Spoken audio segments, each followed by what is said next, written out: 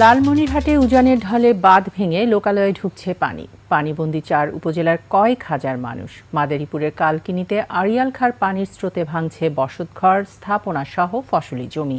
এদিকে টানা বৃষ্টিতে বরগুনা নিম্নাঞ্চলে সৃষ্টি হয়েছে জলাবদ্ধতা। প্রতিনিধিদের তথ্যচিত্রে ডেস্ক রিপোর্ট। সিল্কোর সিল্ক অ্যান্ড শাইন, যাতে আছে আর্গান অয়েল ও ওট প্রোটিনের গুডনেস, যা আপনার চুলকে রাখে হেলদি অ্যান্ড শাইনিং।